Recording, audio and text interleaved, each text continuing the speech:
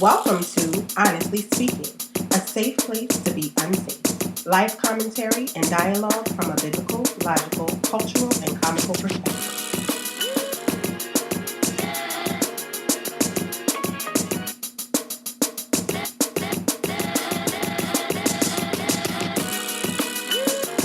Hey, what up everybody? It's your girl, Honest-Leigh, coming back to you this week just to check in and talk about some of the things that's been going on in my heart. Man, we've had a lot going on these past couple weeks. We've had red caps coming off. We had people being drugged to red tables. And all the while, we had people still seeing red. Crazy. And just when we thought COVID was gonna chill, it was like, it said, hold my beer. I gotta come back. Man, how are you doing? How have you been? I pray that you are well. Just wanted to rap to you before I get out and about on these here streets. Prayerfully, you're taking care of yourself and you have a community to pour into, and that's pouring into you. I wanted to talk about how some people been criticizing BLM and how some individuals feel like you can't speak about Black Lives Matter and still talk about black on black violence. Man, a lot of it has to do with respect, responsibility, accountability, and for real, humility. Let's talk. Yeah, so the reason why I wanted to have this conversation was simple. I've been seeing people that I believe have legitimate issues with the amount of violence going on in the black community, and those who want to use the amount of violence in the black community to delegitimize the outcries of people that support either the Black Lives Matter position as it pertains to black people being disproportionately physically assaulted by the police, or just some issue with Black Lives Matter, period. So often you'll hear people say something like, well, if Black Lives Matter so much, where's all the outrage as it pertains to black on black crime? And sometimes people take the wrong bait. Sometimes people try to say, well, everybody kills everybody. You know, it's all about proximity. Black people kill black people, Asians kill Asians, white people kill white people, all around the same rate. And once you start bringing up statistics, you can really lose people. My issue is why? Because oftentimes we see like this subtle undercurrent of justifying the dehumanizing of individuals, because you may feel like, oh, I don't have to respect you or even acknowledge your humanity if I perceive that you don't respect yourself or acknowledge your humanity. And to me, that's just ridiculous and it's unbiblical. And then on the flip side, I do think it's certain conversations we need to have, because the cry for justice is really about the cry for accountability and responsibility. It really is. And a responsibility is basically an obligation that one has due to their position or power. Accountability is the mechanism by which we hold people responsible. So for instance, this car that I'm in right now is my responsibility. So if anything happens, people will hold me accountable if something happens. The problem with all of those things is a lack of humility. For instance, I could cut somebody off on the road and just be a total jerk. And that's me not being responsible. And if a cop wasn't around, there's no one to hold me accountable. So the injustice in the system is lack of accountability amongst those who are supposed to represent the law. And at the same time, you can have lack of accountability from individuals in the community. Now, that's where it gets mucky. I'm not going to say the community doesn't have accountability. I'm going to say that individuals in the communities, much like with every other community, do not take responsibility for their own actions. It's not that people in neighborhoods don't hold those who commit crimes accountable, because we have these sayings like don't snitch or you not riding right. And what those statements do is they foster a mindset of not being able to hold people accountable. That is what I think we have to do. So what I don't want from this is for people to see this and say, see. No, I am saying that whoever is criticizing anybody and they aren't doing something to counter the very thing that they're criticizing needs to shut up, period. And I'm not talking about, well, I applied for my gun license. No. I'm saying, what are you doing? What are you actively doing? It is intellectually inconsistent and morally hypocritical for people to highlight the parts that they don't like about one particular movement, and they themselves aren't involved in any movement. They are not there to critique or to build up. They are only there to tear down. ground. And on the flip side, I think that we, especially as Black people, need to vigilantly call out the corruption and wickedness that we see in our everyday communities with the same fervor that we cry out against the injustice and lawlessness of this oppressive racist system. I think we do. Two things can be true. I've been saying it. It's nuance. And it is demonic. It's a spirit of fear that keeps people from having these conversations. If you're an ally and you're watching this, this is not a conversation that you need to have with Black people about what you need to do in the community, because more than likely, somehow you benefit from the destabilizing of the Black community, one way or another, be it from predatory capitalism, from the music industry. People love talking trash about Black people. They may not have any morals, but you love the music that reflects lack of morals. People say, why would you call yourselves the N-word? And yet the music that you love has the N-word peppered all through it. So before you come pointing out other people's stuff and where they need to get right, you do the same thing you want Black people to do. You check yourselves. This is the stuff I'm talking about. It's the hypocrisy of us all, and it's the lack of humility in everyone. Myself too. Little things. People just don't want their stuff to be seen because of how individuals are going to treat them,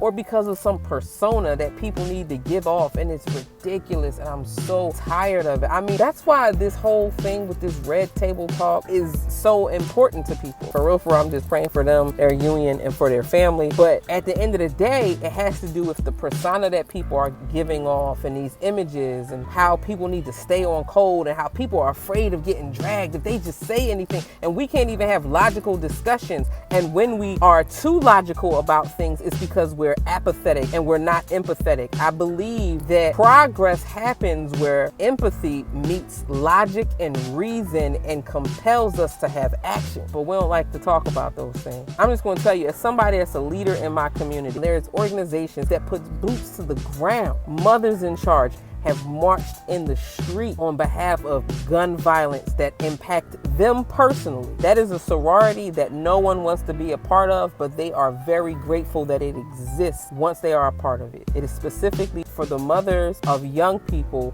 who were gunned down. PAN, the Philadelphia Anti-Drug, Anti-Violence Network. There are a number of agencies that puts boots to the ground on this very issue. And so a lot of times people are like, well, why doesn't it get the coverage that a lot of this protests are getting? Well, one, if you know anything about the media, if it bleeds, it leads. And two, systemic racism does not want the issues that promote predatory capitalism to cease. I honestly believe that racism has three main prongs that spring into other prongs. There's the personal aspect. How do I feed certain systems that contribute to it? And then there's the structural aspect that includes institutions and laws and things like that, the actual structures that exist to keep the oppression going, so that even if you find that you don't contribute to it on a personal level, which is rare, there's still the structural aspect. And then there's the spiritual aspect, because as I said before, race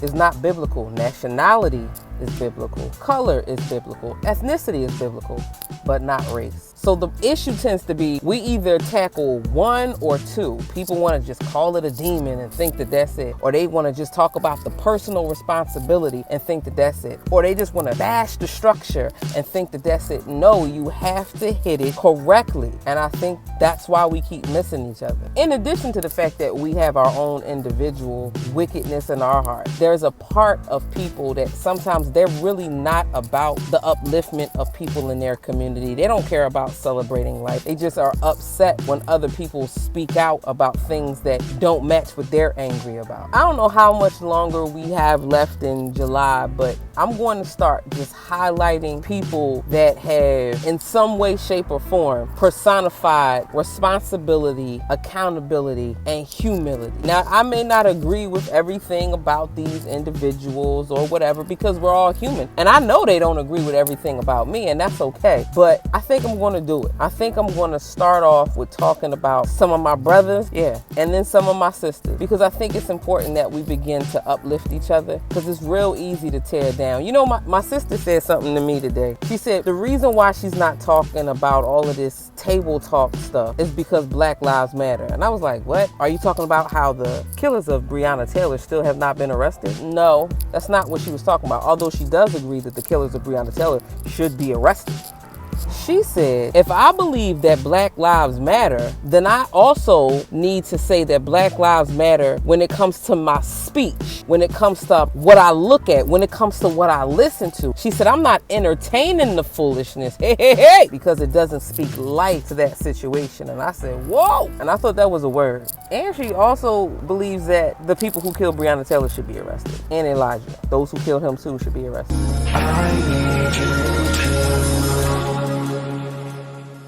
Arrest the killers of Breonna Taylor. All of y'all who think we need more evidence, you goofy. I said arrest the killers of Breonna Taylor. And Elijah McClain too.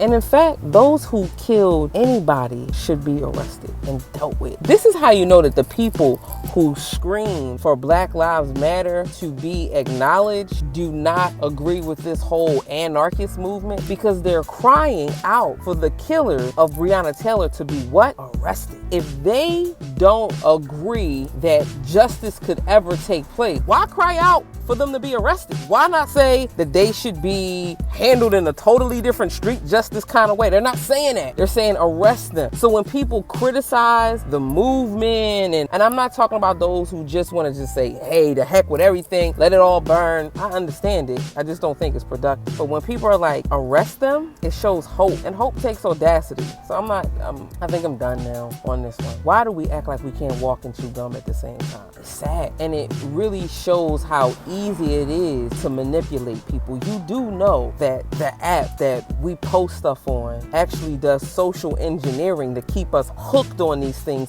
so that we have certain algorithms and agendas that are being driven by forces and systems and structures and people for their own malevolent reason. You do know that, right? Come on, y'all. Don't let nobody put a battery in your back because they posted something. A lot of times, half these dudes subscribers or friends or followers or whoever, they're not even real anyway, and that's real. So yeah, look out for some people that you're going to be seeing me highlight. People that do, they're about that walk as much as they are that talk. And challenge yourself to do that. Challenge yourself to see the beauty, the roses that grow from the concrete jungle where we live, if you live in a concrete jungle. And if you don't, if you're an ally, if you don't know where you lie, let's reason. The Bible says, come, let us reason. God gives us the ability to reason so that we can get closer to him. And part of the way we get closer to him is by having dialogue with one another so that we can hear how beautiful he is. And that's what's wrong with all of this. It's because it's demonically suppressing the imago Dei. See how everything could lead back to the gospel? Anyway, I love y'all. I pray all is well in your world. Let's dialogue in the comment section as per usual. Whoa, whoa, whoa, whoa, whoa, whoa, whoa, whoa. Speaking of transparent, I ain't want to show off this pimple. You see this? I don't know if you can see it in the light, but I got a pimple. And don't forget, hit that like button, hit that subscribe button, and share. Please, like, subscribe, and share. Peace.